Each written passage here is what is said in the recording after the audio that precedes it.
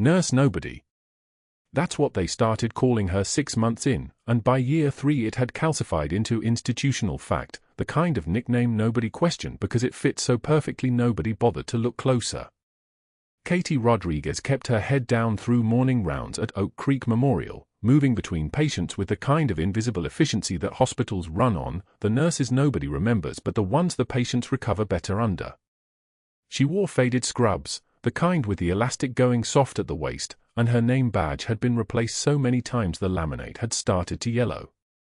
The hospital smelled like it always did, that particular cocktail of antiseptic and stale coffee and something underneath that might have been hope or might have been desperation. Katie could never quite decide which. The 75th Ranger Regiment patch was sewn into the inside lining of her jacket. Faded. Barely visible. She touched it every morning before clocking in, her fingers finding the frayed edges like a prayer she'd learned to whisper without moving her lips. 3 years. She'd been at Oak Creek Memorial for 3 years, which meant 3 years of keeping her head down, 3 years of letting people assume she was just another scrub wearer who'd washed out of community college twice before finding her calling in the quietest corner of the ICU. The limp in her left leg was barely noticeable unless you watched her climb stairs, a 7.5-inch shrapnel fragment from a mortar round in Helmand Province that the hospital records listed as a car accident. She preferred it that way. Invisible. That's what she'd been ordered to be 2 decades ago, and the habit had calcified into something that felt less like survival and more like suffocation. The fluorescent lights hummed their particular song, the one that made your teeth ache if you listened too long. Katie didn't listen.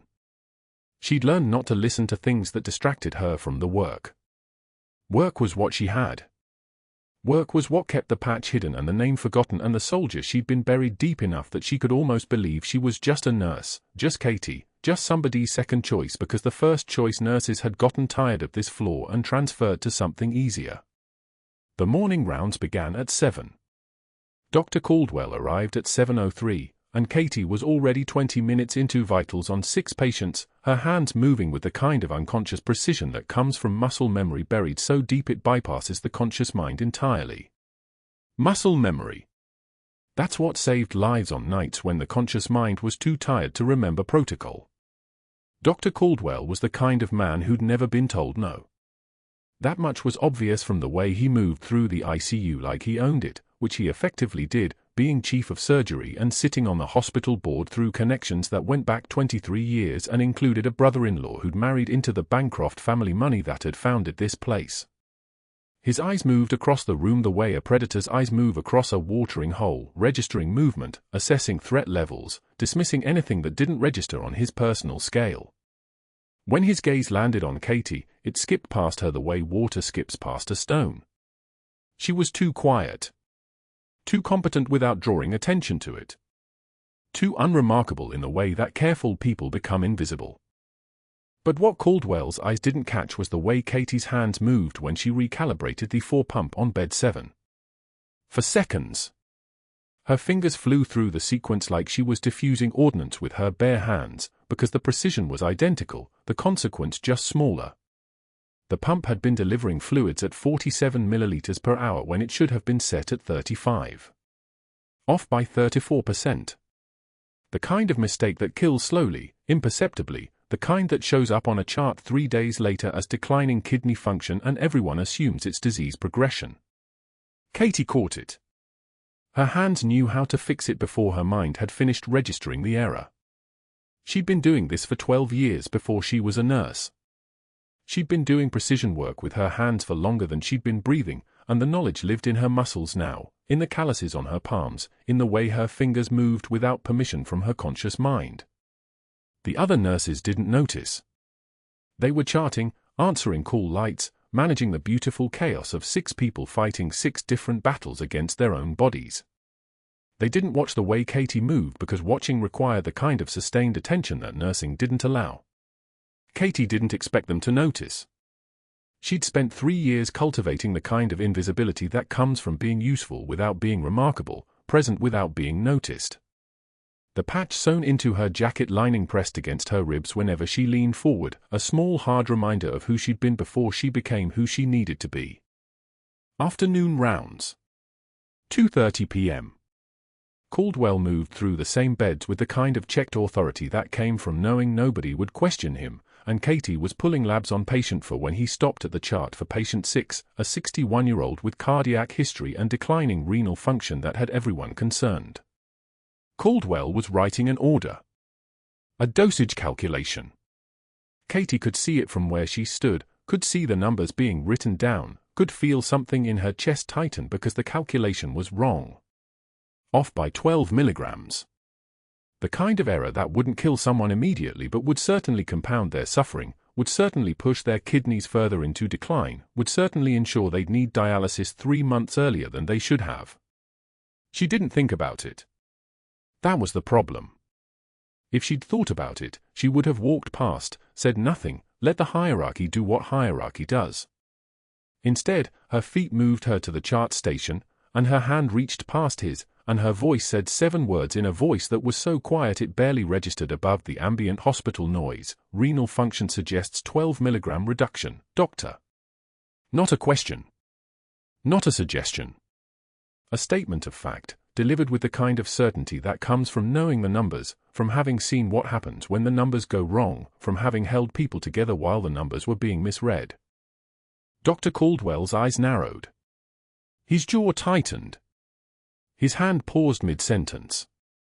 For 3 seconds, long enough for Katie to feel every second of it, the chief of surgery looked at the woman in faded scrubs who'd just corrected him in front of a resident, in front of another attending, in front of the 2 medical students who were following rounds this afternoon. 3 seconds in which his brain was calculating something, adjusting something, recognizing something he'd been too busy to notice before. The chart notation was in Katie's handwriting. The recalibration this morning had been her work. The way she was standing right now, feet shoulder-width apart, hand steady, eyes meeting his for just long enough to register the correction, suggested she'd done this before. "I see," Caldwell said quietly. He struck through his order. He wrote the new calculation. His handwriting was precisely controlled, the kind of precision that comes from knowing you're being watched. "Thank you, nurse." He paused, and Katie realized he genuinely didn't know her name. Didn't care to know it. The patch in her jacket lining felt heavier all of a sudden, the weight of 20 years pressing against her ribs like shrapnel that had never quite come all the way out. She walked away before he could see her hands stop shaking. They weren't shaking. That wasn't fear, that was restraint. Restraint was what she'd learned to call it when her body recognized danger before her mind could process it, when old training recognized a threat in the narrowing of a man's eyes. She was a nurse at a hospital in Raleigh. She was just Katie. She was invisible. She was safe. And then Caldwell's eyes, calculating, assessing, fixed on her departing back, registered something in the set of her shoulders, the military precision of the way she walked, the faded limp that would have been invisible to anyone not trained to notice injuries and compensations. His jaw clenched tighter. His expression shifted from surprise to something darker. Something calculating. Something that looked a lot like the moment a predator decides that a previous assessment needs revision. The room went dead silent. Not obviously. Not in the way that would have made anyone else notice. But Katie felt it, the way the air pressure changed when someone decided you were a threat instead of an asset. She was 4 beds away when she heard Caldwell's voice, speaking to the resident as though Katie was already gone. "Make a note of that correction. I want to understand the nurse's reasoning." His tone was pleasant. His words were reasonable. His eyes had already begun calculating how to respond to this unexpected problem in his carefully constructed hierarchy, where nurses knew their place and doctors like him controlled everything else. What happened next didn't just change the course of Katie's employment at Oak Creek Memorial. It set in motion a chain of events that would pull a classified file from a Pentagon database, bring federal investigators through the hospital doors, and ultimately end a career that had taken 23 years to carefully construct. But first, Caldwell had to make his move. And he'd already decided exactly what that move would be. The overhead speaker crackled at 2:33 p.m. on a Tuesday, and the sound carried across all 7 floors of Oak Creek Memorial like a pronouncement from above. Katie was adjusting an 4 line on bed 3 when the voice came through, deliberately slow, deliberately loud, carrying that particular tone that made nurses stop moving. "Nurse Nobody to the chief's office." "That's Nurse Nobody, the one who thinks she went to medical school." The fluorescent light seemed to buzz louder in the silence that followed. At the adjacent station, a resident's jaw tightened. 2 floors down, orderlies exchanged glances. Katie's hand stilled on the forecourt. She didn't look up. She didn't acknowledge the page or the barely concealed smirk spreading across the charge nurse's face. Instead, she finished the adjustment with the same precision she'd use on a bomb circuit, 1/4 turn, secure, steady. Her badge hung perpendicular to her chest, catching the light as she set the tubing aside. The whispers started before she'd taken 3 steps toward the elevator. "Nurse Nobody." Someone laughed, a sharp, brittle sound that hung in the recirculated air like smoke. Another nurse pretended not to notice, but her shoulders tensed. Katie had worked ICU for 3 years, kept her head down, accepted the assumption that she was just another scrub wearer who'd washed out of community college twice, found her calling in the lowest status corner of the hospital. That invisibility had been armor. Now it was becoming a noose. The elevator doors slid open with a hydraulic sigh. She stepped inside, alone, and watched the numbers climb. 7. 6. 5. Her hands were steady. Her breathing was steady. But somewhere deep in her chest, behind the cage of her ribs, something tightened, the recognition of a threat being assembled with methodical precision. This wasn't improvisation. This was a calculated campaign, and she was watching the first move unfold like a chess master displaying his opening gambit. The executive floor smelled different from the clinical units, less antiseptic, more leather and mahogany. Caldwell's office door stood open, and he was waiting with the kind of stillness that predators use when they're about to strike. He didn't stand when she entered. He remained behind his desk, one hand resting on a patient file, watching her the way a hawk watches a field mouse. "Close the door," he said, not looking up. Katie did, hearing the latch click with the finality of a cell door sealing shut. The office was soundproofed. She'd read about that in a hospital newsletter during her 2nd year, a feature about administrative improvements. It meant no one would hear what was said here. "You embarrass me in front of a resident," Caldwell began, his voice dropping to the register of someone who had learned that quiet carried more power than shouting. "You questioned my calculation. In front of Dr. Harris. Do you understand the implications of what you did?" "The dosage was incorrect, sir." The patient. He finally looked up, and his eyes were the color of ice water in a stainless steel basin. "Do you know how many nurses I've terminated for insubordination? For overstepping the boundaries of their training? You're a replaceable set of hands in cheap scrubs. And right now, you're looking at the end of your career at Oak Creek Memorial." Katie said nothing. She held his stare without flinching, without breaking eye contact, the way she'd been trained to hold a position under fire when showing weakness meant death. "One more correction. One more chart notation with your name on it. One more word of contradiction," Caldwell continued, his voice moving through the supply closet where he'd cornered her 15 minutes later, "and I will personally escort you out of this building myself. Security won't even need to be involved. Do we understand each other?" They were standing between shelves of sterile gauze and saline bags, the scent of antiseptic so concentrated it burned the back of her throat.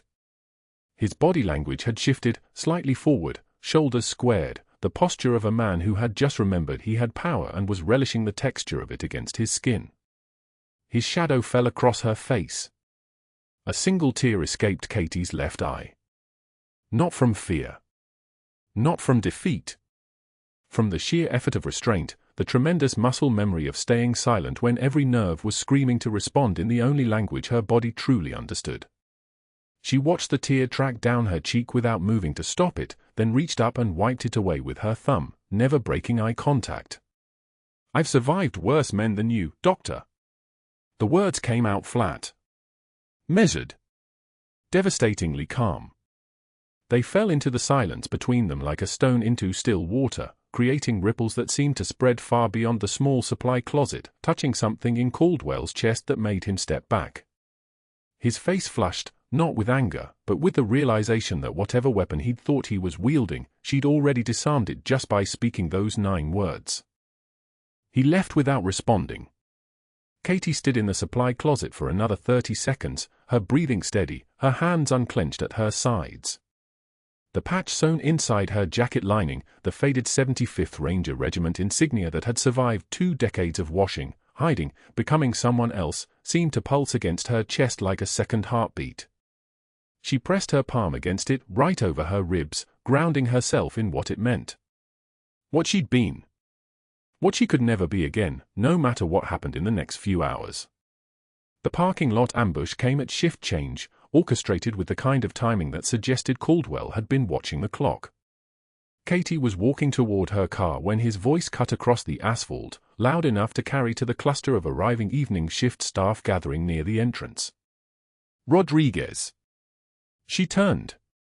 He was moving toward her at an angle that would position them both in the sight line of at least 8 nurses and 3 orderlies. "You're on overnight rotation effective immediately," he announced, his tone the clinical precision of someone reading a court verdict. "Maybe graveyard shift will teach you about hierarchy. Maybe the long hours alone will give you time to reflect on why challenging senior physicians is career suicide." Someone's phone came up. Someone else whispered a comment that made another nurse grimace. Katie felt the weight of invisible eyes, not condemning, exactly, but watching with the particular fascination humans reserve for witnessing another person's public humiliation. The evening sun caught the edge of his glasses, turning them opaque, so she couldn't see if he was smiling. "Understood," she said, and turned back toward her car. That single word carried something that made one of the night shift nurses, a guy named Torres who'd always been decent to her, wince. Because it wasn't compliance. It was acknowledgement. It was the tone of someone who was accepting information, not accepting defeat. Katie got in her car, slammed the door, and gripped the steering wheel so hard her knuckles went white. She didn't cry. She didn't scream. Instead, she sat in the driver's seat as the sun finished its descent and the parking lot lights flickered on one by one, and she reached into the neckline of her scrubs, finding the rough edge of the patch inside her jacket lining. Her thumb traced the faded unit insignia, the Ranger tab, the curved scroll of the regiment. 20 years. She'd been dead for 20 years, and every breath since had been an exhale from a grave. And then at 2,300 hours, everything changed. The ambulance screamed into the emergency bay with the kind of urgency that bypassed protocols, 2 medics riding the rig, one of them shouting into the radio about crush injuries, multiple fragment wounds, Army Ranger captain, IED strike, critical incoming. Katie was triaging a minor laceration in observation when the triage nurse's voice came through the intercom, "ICU prep, trauma alert, 5 minutes." She didn't think. Her body simply moved, hands setting down instruments, feet carrying her toward the ICU, muscle memory taking over like it always did when crisis called. The triage board lit up, Captain Marcus Webb, 32, Army Ranger, catastrophic injuries, blood loss estimated at 40% of circulating volume. The stretcher came through the automatic doors surrounded by medics, and Katie's eyes found the patient in the chaos, uniform cut away, abdomen packed, one arm already wrapped with a tourniquet, blood soaking through the dressings faster than seemed possible. She moved to the left side of the stretcher as they transferred him from ambulance rig to hospital bed, her hands already reaching for vitals, for monitor leads, for the 1,000 small acts of triage that happened in the first 90 seconds. And then she saw the scar. It was on his left shoulder, 3 distinct marks forming a precise triangle, the signature pattern of shrapnel wound sealed with an emergency cauterization in the field. She knew that scar pattern. She'd created it herself, using a field kit and a combat knife, her hand steady as stone while she burned the bleeding closed enough to keep a 7-year-old boy alive long enough for evacuation. Katie's hand stilled for exactly half a heartbeat, the first crack in her composure anyone at Oak Creek Memorial had ever witnessed. Her eyes locked on those 3 scars while the rest of the world continued moving around her, alarms sounding, orders being shouted, the organized chaos of trauma care folding around them like a familiar dance. Captain Marcus Webb. The boy she'd carried 3 miles through enemy territory in Marja 20 years ago. The child she'd buried in her memory when Operation Phantom Dagger was classified so deep that even his mother couldn't know he'd been saved by a major who'd been officially erased. She was looking at a ghost. He was a ranger now, grown into a warrior wearing the same uniform she'd worn before they'd killed that woman off and left Katie Rodriguez in her place. Dr. Caldwell appeared at the ICU entrance, already reviewing the intake chart, his expression shifting to something that looked almost satisfied. He made a phone call. Katie heard him speaking in the hallway, his voice carrying through the open door. Clear the ICU bed by morning. Senator Morrison's nephew needs it. I don't care about current occupancy. Find another facility. County General can take him. Katie's jaw clenched so hard her molars ached. The ambulance screamed into bay for at 2,300 hours. Katie heard it before she saw it, that particular wail that meant catastrophic. She was updating Marcus's fluids when the paramedic radio crackled. 32-year-old male, Army Ranger Captain, IED strike, multiple fragment wounds, critical vitals, ETA 60 seconds. Army Ranger. Her hand stilled on the 4 line. The double doors burst open and the stretcher came through like a missile, paramedics calling vitals rapid fire. BP 98/62 and dropping. Heart rate 120. Respirations 18 but shallow. 2 large bore lines established, typed and crossed, ONEG running wide open. Katie moved to the side as the trauma team descended, but her eyes locked on the patient's shoulder where his shirt had been cut away. The scar pattern was unmistakable. Branching shrapnel fragments radiating from a central cauterization point. She knew that scar the way a sculptor knows their own work. Her breath caught. Just once. Then nothing. She'd cauterized that wound herself 20 years ago in a compound outside Marja. Field conditions. No real surgical facility. Just her hands, a cautery tool, and a 7-year-old boy who'd been caught in crossfire meant for someone else. She'd held him while he screamed, her voice steady in his ear, I know. I know it hurts. But you're going to live. Then she'd carried him 3 miles through terrain that could kill you just for walking on it. Taliban in the hills. Her vest catching rounds that should have ended her. His weight anchoring her to something human when everything else was ash and cordite and rage. That boy was supposed to stay in a recovery center in Kandahar. She'd made sure of it before her own unit moved out. Made sure he had a name on the intake form, a family contact, a future that didn't involve bleeding out in the desert. This man on the stretcher was the same scar. The same pattern. The same story written in tissue and time. Katie, help me with the second line. Dr. Morrison, the attending, was already moving, already working. The trauma bay transformed into controlled chaos, monitors attaching, leads running, the ventilator wheeze starting as the ER doctor intubated. The heart monitor beeped out a rhythm that was too fast, too erratic. Tachycardic. Hypotensive. A body announcing that it was about to shut down. Katie moved on muscle memory, hand steady as she ran through the protocol. Fluids. Blood products. Imaging orders. The trauma team circled like they'd done this 1,000 times because they had. But her eyes kept returning to that shoulder. That scar. The evidence of a life she'd buried so deep that even she sometimes forgot it was real. How long has he been down? Dr. Morrison called. 8 minutes from explosion to first responder contact, the paramedic said. Transported from forward operating base. Military transport to civilian handoff was another 4 minutes. 12 minutes. The human body starts dying at minute 6. By 02:30 hours, Marcus was stable enough for the night shift to hold him. Katie took the assignment without hesitation. The resident on duty, Dr. Chen, had other patients.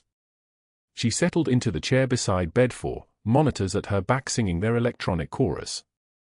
O2 saturation 93. Heart rate holding at 108. Blood pressure finally climbing with the transfusions. The swelling in his abdomen was a problem they'd address in the morning if he made it through the night. If he made it through the night. She watched the rise and fall of his chest. The way his right hand clenched even through sedation. Muscle memory of fighting. Of surviving. She'd seen it before in soldiers who'd lived through things that should have killed them. Their bodies kept fighting even when their minds were offline. At 0415 hours, Dr. Caldwell arrived with a clipboard and his particular brand of silence. Katie didn't need to look up to know he was there. She felt the temperature drop. She felt the presence the way prey animals feel predators, as a change in air pressure, a shift in oxygen, something that made ancient parts of the brain scream run. Transfer to County General is scheduled for 0600 hours, Caldwell said. Not a question. Not a consultation. A proclamation. Katie's jaw tightened. Captain Webb needs surgical intervention. Not transport. The swelling. County General has trauma surgery. They'll manage him. County General was 32 miles away. A Level 2 facility, not the Level 1 that had kept this man alive through the first critical hours. The difference between those designations was the difference between living and dying, and Caldwell knew it. Katie had worked enough transfers to know exactly what happened to critical patients on highways. The ambulance became a coffin with sirens. His cardiac rhythm's been trending toward instability, Katie said carefully. Transport could trigger.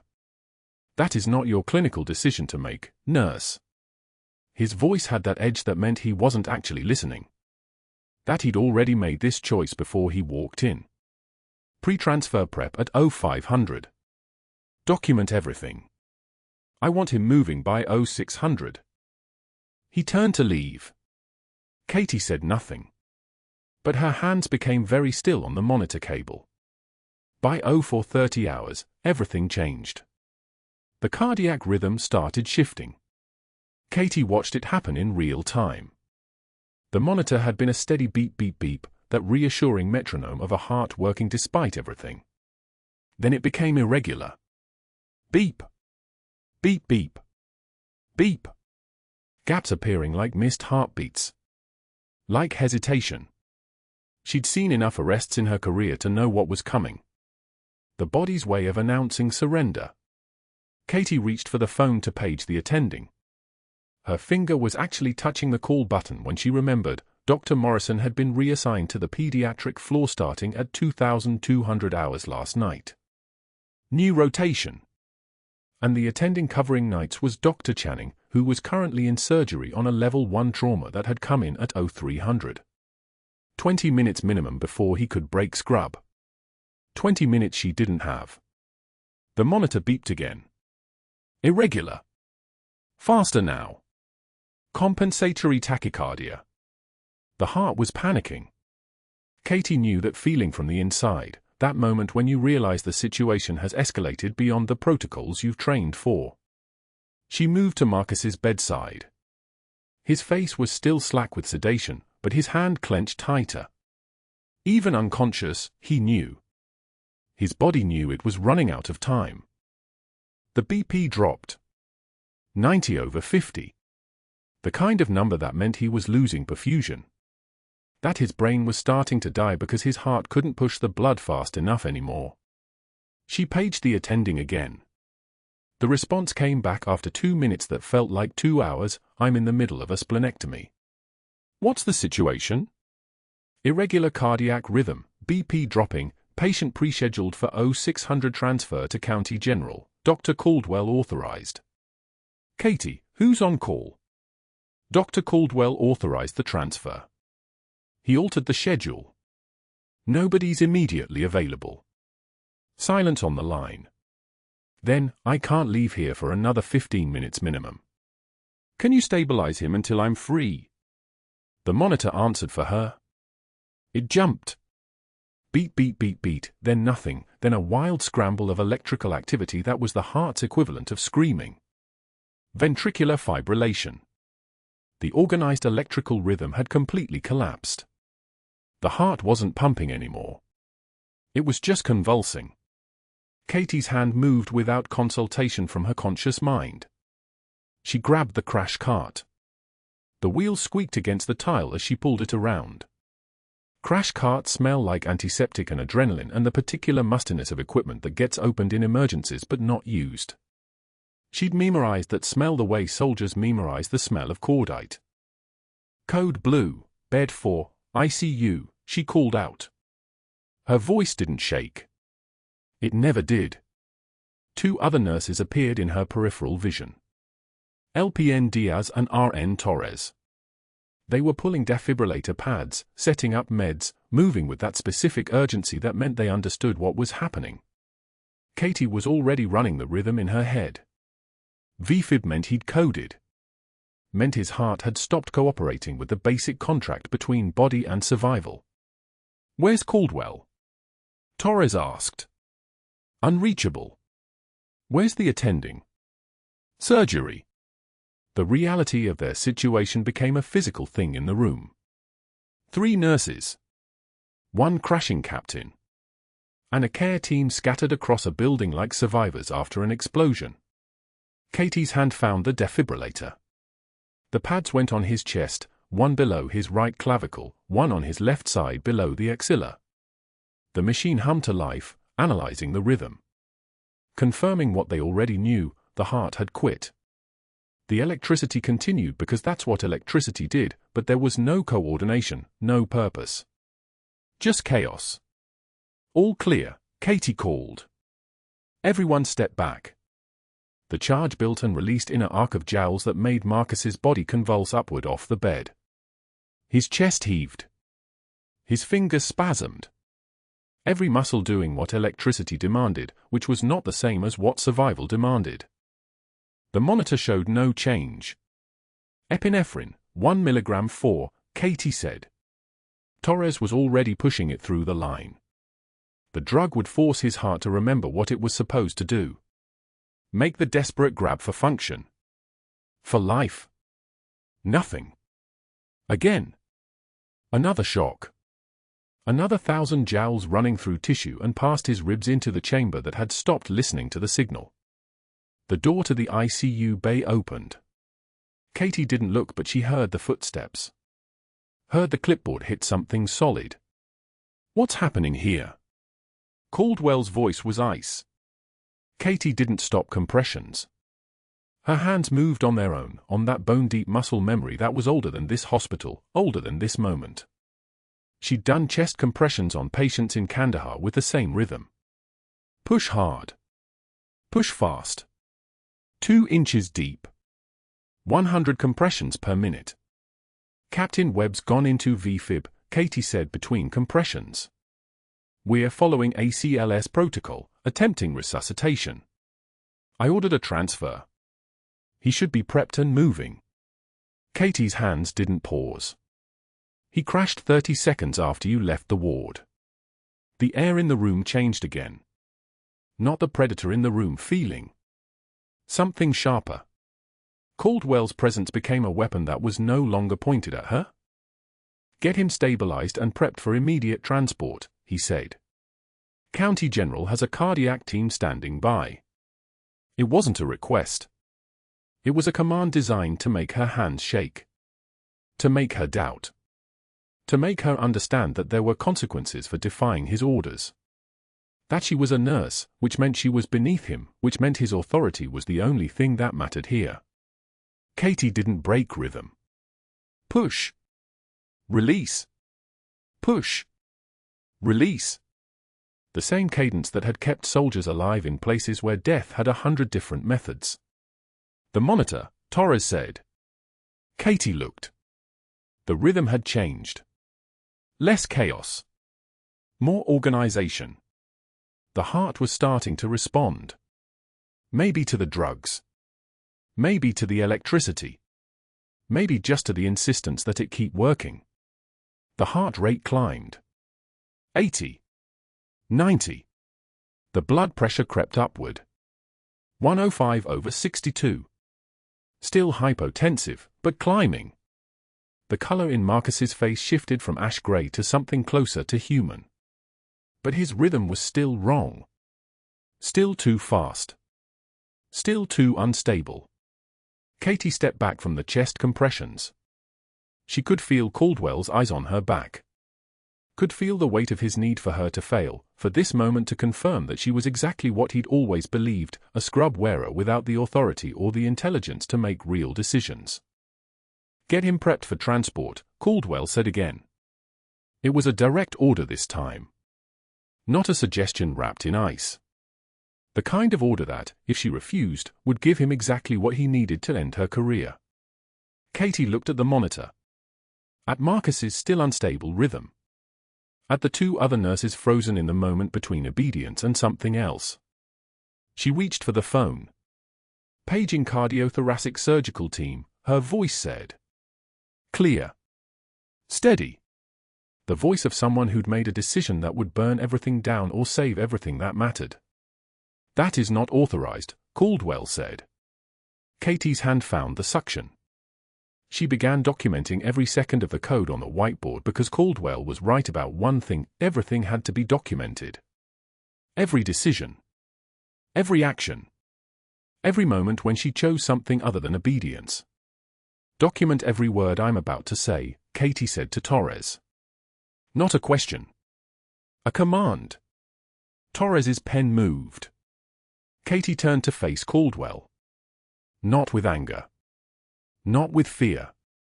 Just with the absolute certainty of someone who'd already survived the worst possible thing and was still standing. Captain Webb is in acute cardiac decompensation. His rhythm is unstable. Transport would kill him. She paused. Let her eyes meet his.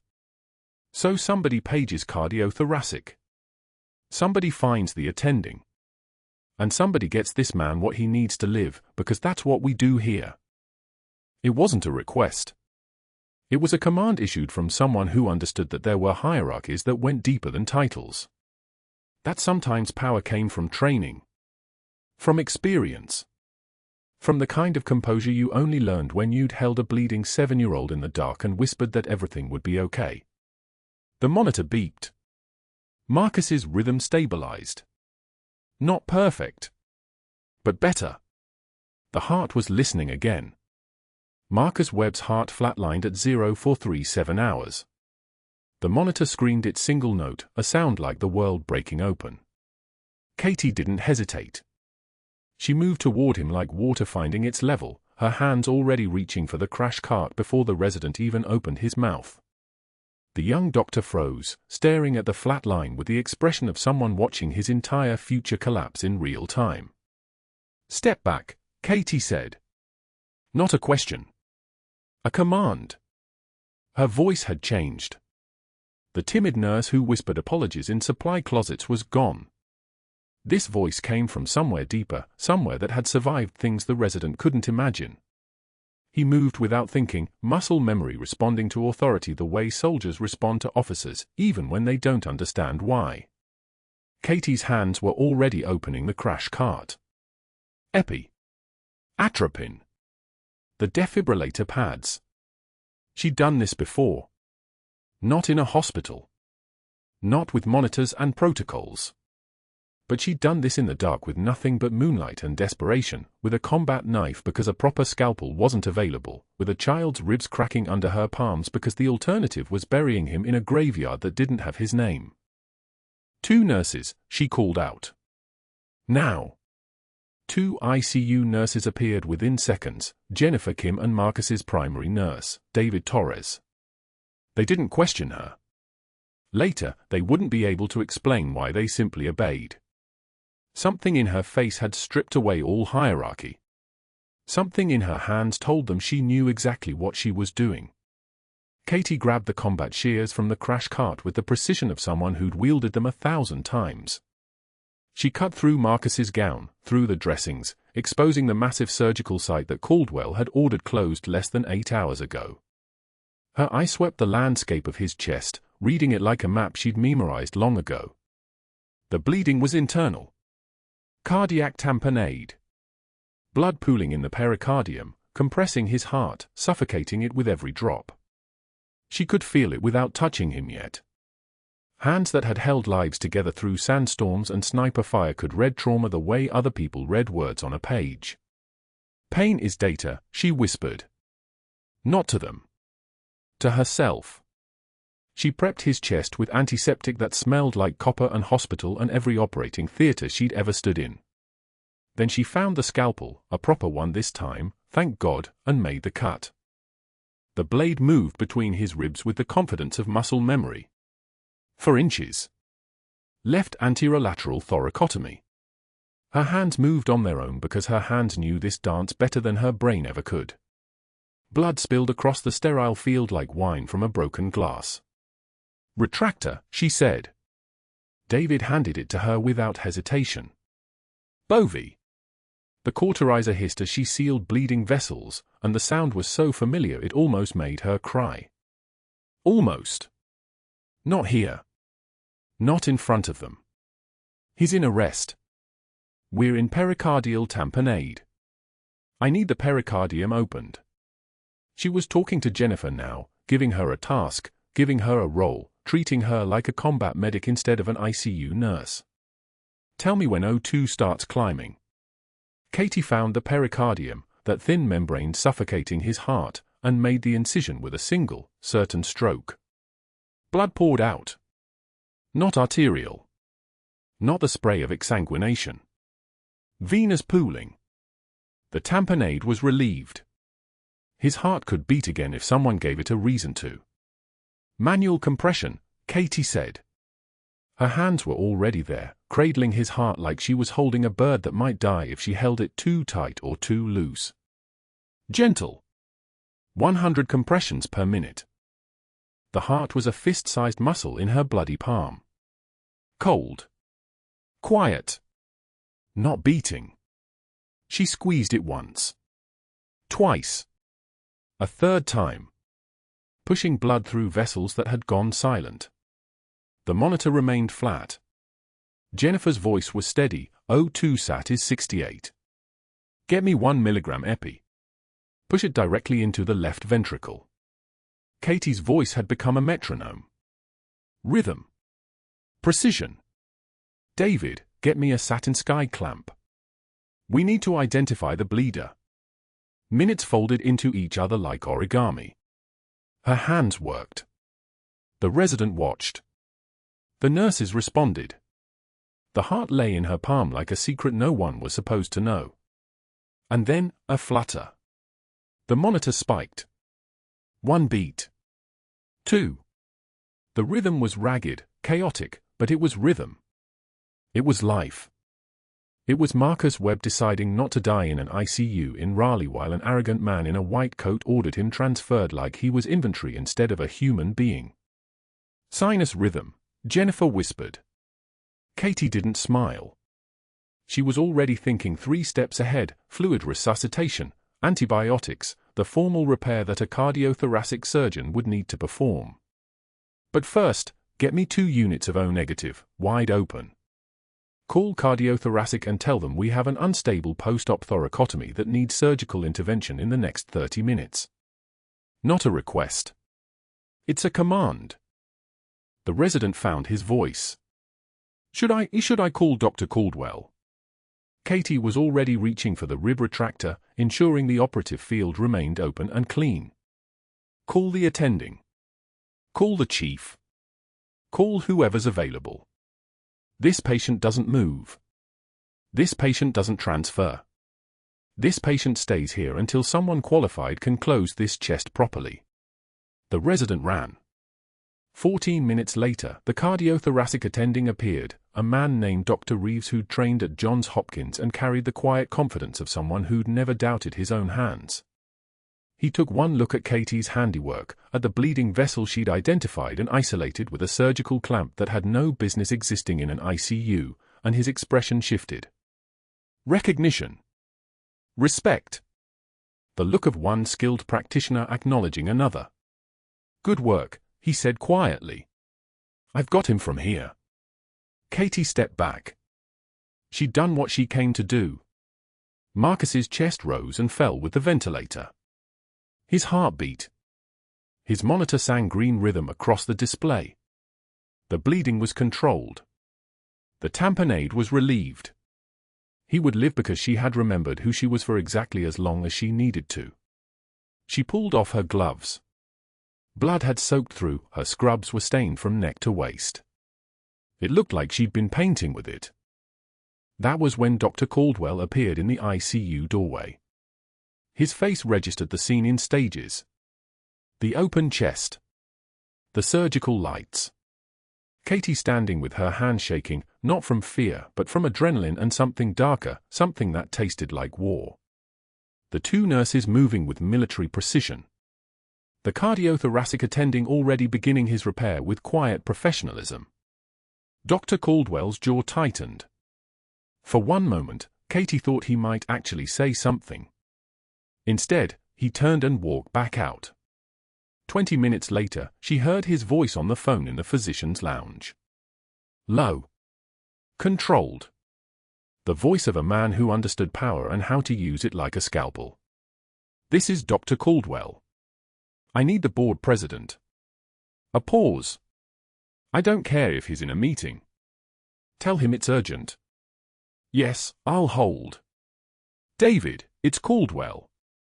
We have a critical liability situation at Oak Creek Memorial. One of our ICU nurses just performed an authorized open chest surgery at the bedside. Major protocol violations. Massive exposure. I'm recommending immediate termination and a full legal review before this patient's family decides to sue us into oblivion. Katie heard the rest from the hallway as she came out of the ICU to get fresh scrubs. She didn't stop walking. She didn't flinch. She simply listened to Dr. Caldwell dismantle her employment with the same methodical precision she'd used to save Marcus Webb's life. By noon, Jennifer and David had been reassigned to different floors. By 2 o'clock, her computer access was revoked.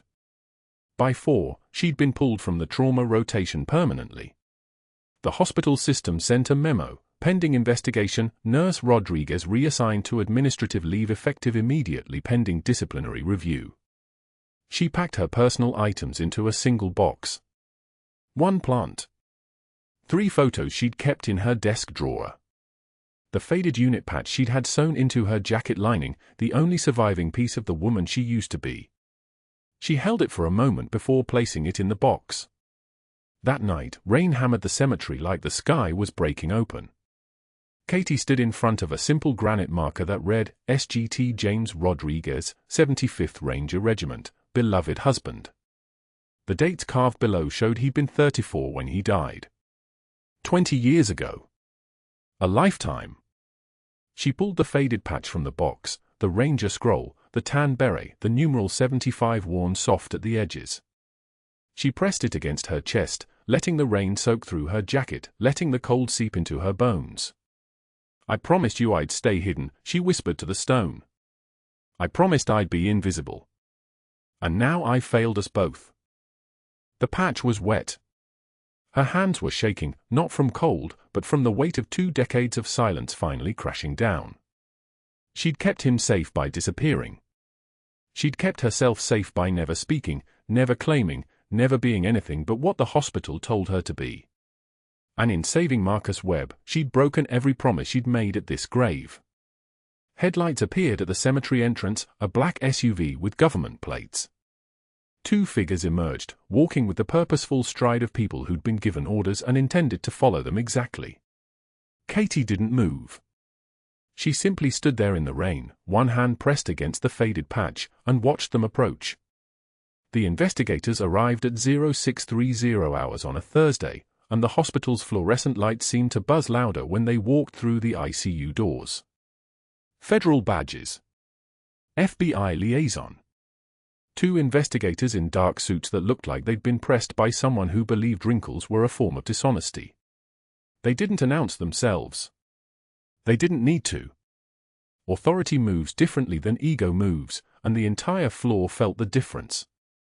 The classified security clearance flag that Caldwell's background check had triggered didn't set off alarms in some distant Pentagon server. It detonated. 48 hours. That's all it took for the machinery of federal government to recognize a name it had supposedly erased 20 years ago, a service record so buried that Katie Rodriguez existed only in declassified files stored in a basement in Bethesda. The background check meant to destroy her had instead pulled a thread connected to every thread in the tapestry. Caldwell didn't know what he'd done. The investigators knew exactly. Marcus Webb regained consciousness at 1,420 hours on the second day, oxygen saturation stable, heart rhythm steady as a metronome set by someone who had learned precision in the operating theater. The review board sat across from his bed, hospital administrators, the chief medical officer, 2 compliance officers with legal notepads. They were preparing their statement, crafting the narrative where Katie would be fired for unauthorized procedures, protocol violations, the desperate actions of an overreaching nurse who'd exceeded her authority. Marcus looked at them with eyes that had seen insurgents move through a market in Marja, and he spoke the way soldiers speak when the truth matters more than comfort. "That's Major Rodriguez." The room didn't go quiet. The room stopped breathing. "She held my intestines inside my body while calling for evac under sniper fire. I was 7 years old. She didn't leave me.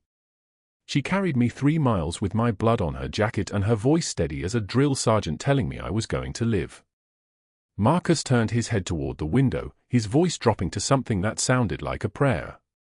"That woman just saved my life again. In an ICU instead of a desert. Same skill. Same calm. Same code." The compliance officer's pen stopped moving. The CMO's face had gone the color of old parchment. 20 minutes later, the investigator with trembling hands, actually trembling, hands shaking as if something inside him had shifted toward equilibrium, opened a declassified file marked with red borders and a seal that meant very few people in the room had clearance to even look at the words. His voice came out rough, the way voices sound when they're reading something that contradicts every assumption. "Multiple combat deployments. Field surgical certifications earned under fire. 23 confirmed saves in Marja alone. Patient outcomes that exceeded NATO medical protocols. 3 rotations without a single preventable death." He looked up. The room's air pressure had changed. This woman wasn't trained in a civilian nursing program. She was trained by combat surgeons. She was one of them.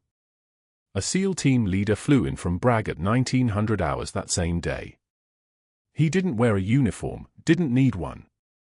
The way he moved through Oak Creek Memorial's corridors was the way apex predators move through spaces they've calculated for threat vectors and exit routes. He stood at attention in the hospital's administrative conference room, and when he spoke, he didn't look at the board. He looked at Katie, who stood against the back wall with her hand steady and her expression unchanged. 2 silver stars. He paused. Each medal got its own beat, its own moment. Silver star. Another pause. The silence was so thick you could operate in it. Bronze star with Vela device. He swallowed. Defense Superior Service Medal for Operation Phantom Dagger, which officially never happened. He saluted her. Not the board. Her. The FBI liaison stood next and spoke the words that would transform everything. Her name was Special Agent Lorraine Pierce, and she had the kind of voice that made lies curl up and die. Major Rodriguez was placed in witness protection after testifying against a trafficking network embedded in our Afghan operations. Her military erasure was for her survival. Her service record was classified, her name was changed, her entire existence was compartmentalized to protect her from individuals who would have killed her. Pierce's eyes moved across the room like a prosecutor establishing motive. This investigation initiated by Dr. Caldwell has now compromised her safety, located her identity, and exposed a protected witness. Federal law on that is very clear. Extremely clear. The investigators presented their evidence to a room that was starting to understand it had been standing on a moral fault line the entire time. 15 cases of surgical malpractice. Caldwell had blamed nurses for his errors, written false notes in patient charts, used his connections to bury complaints in review committees. A surgeon at Johns Hopkins remembered reporting him in 2015 and being told quietly that the North Carolina Medical Board had already rejected the complaint once. A resident recalled Caldwell telling her, "The board understands how things work here. We don't air internal problems." Internal problems. 15 patients who'd been told their deterioration was due to nursing incompetence. 15 families who'd paid settlements while Caldwell golfed with the hospital administrator. The weapon he'd launched, designed with surgical precision to destroy Katie, had detonated in his own hands. Every document he'd demanded, every background check he'd ordered, every move made with strategic control had become evidence of systematic corruption so complete that his attorney was already calling about plea deals. 6 months later, Katie visited Marcus at the VA facility in Durham where he was learning to walk with a cane and learning to believe that scars could be reminders instead of wounds. He was stronger. Thinner than he'd been in the ICU, but the kind of thin that comes from physical therapy and purpose. His scars were healing clean. "You saved me twice, Major," he said as they sat in the sunroom with its windows facing the oak trees. Outside was green. Outside was quiet. Katie smiled. It was small. It was real. "Captain Webb, you gave me my name back." She drove past Oak Creek Memorial at 2,200 hours on a night shift change, and the parking lot was lit by those sodium vapor lights that make everything look like an old photograph. The emergency bay doors were closing. An ambulance was pulling out. The night entrance where Dr. Caldwell had once commanded the entire institution now had a security checkpoint, and standing at that checkpoint in an ill-fitting uniform that hung on him like borrowed skin was the man who'd orchestrated her humiliation. He was checking employee badges. His shoulders were slumped. His radio sat on his belt unused. Doctors and nurses passed him without acknowledgement, the way people pass parking attendants and janitors, necessary, invisible, forgotten before they reached the next corner. Katie didn't slow down. She didn't turn her head. She simply drove through the parking lot and past the man who'd weaponized institutional authority against her, only to discover that the institution had used him as a ladder to climb toward accountability. The faded unit patch of the 75th Ranger Regiment, the one that had lived sewn inside her jacket lining for 20 years, hidden against her skin like a prayer, now hung in a shadow box on the wall of her office at the Veterans Hospital across town. Beside it hung her medals, each one displayed openly. No more hiding. No more pretending the weight she carried was just the exhaustion of a 12-hour shift. Her nameplate read, Major Katie Rodriguez, RET, Director of Trauma Services. Monday she would begin training combat medics who were transitioning to civilian healthcare, teaching them that the skills that had saved lives under fire could save lives under fluorescent lights, that the composure that had kept them alive in ambush could keep them alive in boardrooms and policy meetings. Her husband's photograph sat on her desk beside her credentials, the man who'd made her promise to disappear now watching over her emergence back into the light. The first staff meeting, she stood in front of 37 people, some in scrubs, some in dress uniforms, some with visible wounds and invisible ones that only other soldiers recognized. "Some of you know my story now. What matters is this: power is not a title. Power is the ability to help." She saw 3 former combat medics in the audience sit straighter. One had a limp. One had burn scars creeping up past his collar. One had trembling hands that steadied as he watched her speak. All of them finally had a commander who understood that the quietest strength was the kind that could move mountains. When the meeting ended, a young veteran nurse approached and returned Katie's salute, fist to chest, the way Rangers salute when they recognize their own. The cycle continued. The legend was no longer buried. If you've made it this far, you've watched someone rise from ashes that were supposed to be permanent. That's the power of truth. Subscribe for more stories about hidden heroes, and comment below, have you ever judged someone completely wrong based on their uniform, their position, or their silence? What changed your mind?